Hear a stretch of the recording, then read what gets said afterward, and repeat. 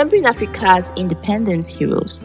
Africa is a continent with rich historical background starting from the colonial era, post-colonial and independence period. The wind of change is said to have blown across Africa after the Second World War.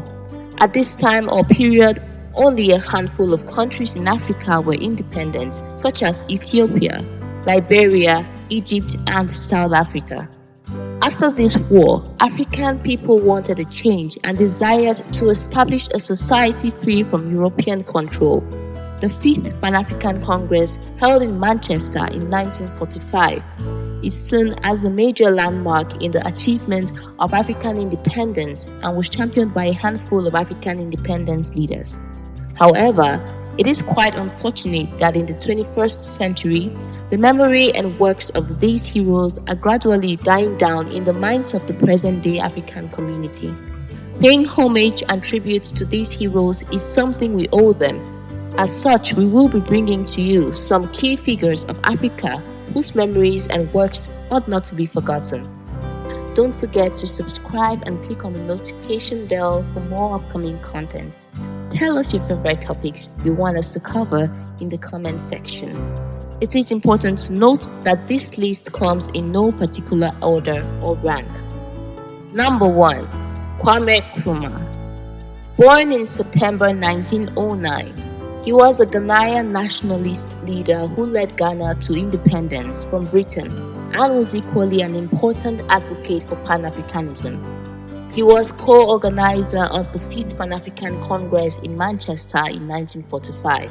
Kwame Nkrumah is remembered for spearheading the Gold Coast's independence movement and its transformation into modern-day Ghana.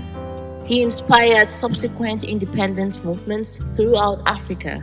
He became Ghana's first prime minister in 1952 and later president. He died in 1972 after accomplishing great works. Number 2. Patrice Lumumba. Patrice Lumumba, the first legally elected Prime Minister of the Democratic Republic of Congo. He was assassinated barely less than 7 years after independence. Patrice Lumumba's determination to achieve genuine independence and to have full control over Congo's resources in order to use them to improve the living conditions of his people was perceived as a threat to Western interest, and as such, to fight him, the US and Belgium used all the tools and resources at their disposal, including the United Nations Secretariat. He was assassinated in 1961 by American and Belgian governments who used Congolese accomplices and a Belgian execution squad to carry out the murder.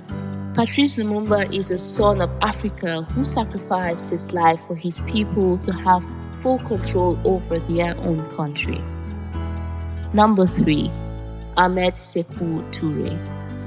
Ahmed Sékou Touré, 1922 to 1984, was president of Guinea. Born into a rural Muslim home, Touré received a limited primary and secondary education.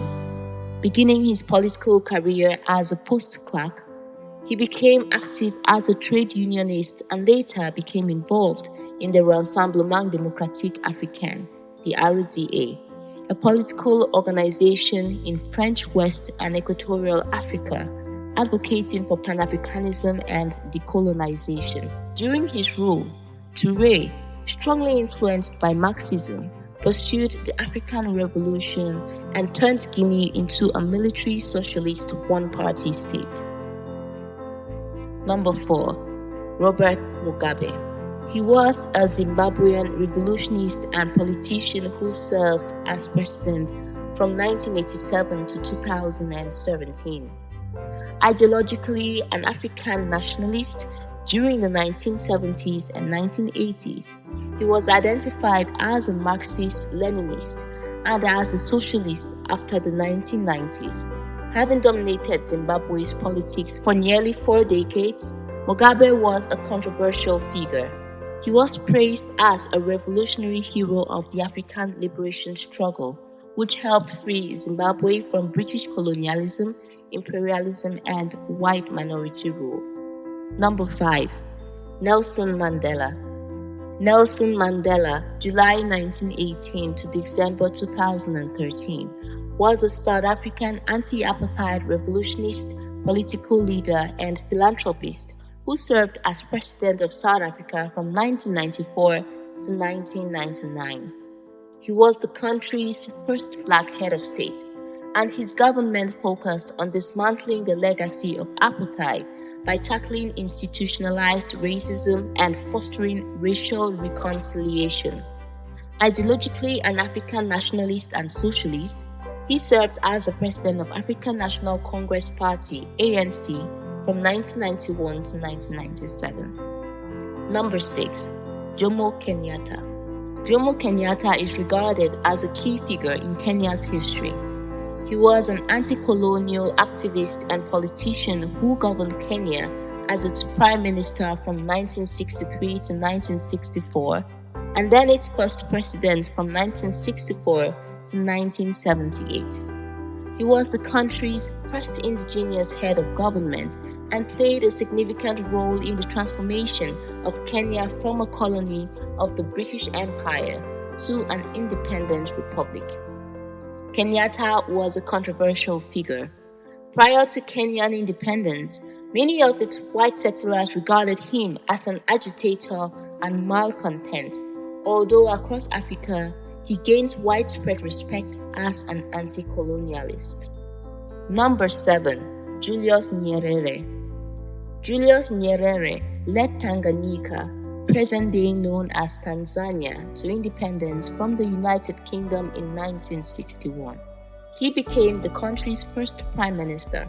The country became a republic in 1962 and Julius Nyerere its first president. Number 8. Leopold Sédar Senghor. Leopold Sédar Senghor was a Senegalese poet, politician, and cultural theorist who for 2 decades served as the first president of Senegal. Ideologically an African socialist, he was the major theoretician of negritude. Although a socialist, Senghor avoided the Marxist and anti-Western ideology that had become popular in post-colonial Africa, favoring the maintenance of close ties with the Western world. Number 9. Thomas Sankara.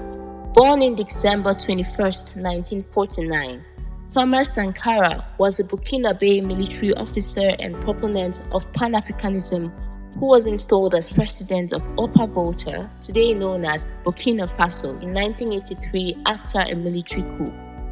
He held this position until 1987 when he was killed during another coup. Being a Pan-Africanist, he was viewed by many as charismatic and an iconic figure of revolution. Number 10. Muammar Gaddafi. Muammar Gaddafi, fully named Muammar Mohammed Abu Minya al-Gaddafi, was a Libyan revolutionist, politician, and political theorist.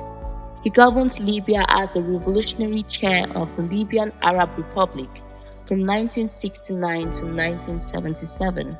And then as brotherly leader of the Great Socialist People's Libyan Arab Jamahiriya from 1977 to 2011.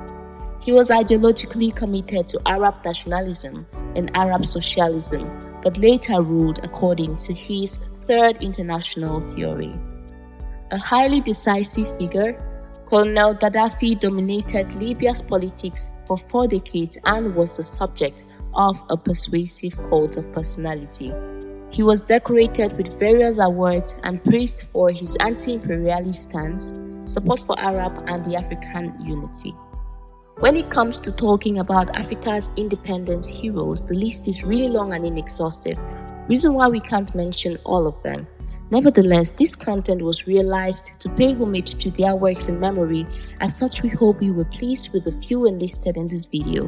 Give us a thumbs up if you enjoyed this content. Don't forget to subscribe and click on the notification bell for more upcoming content. As always, tell us your favorite topics you want us to cover in the comment section. Ciao.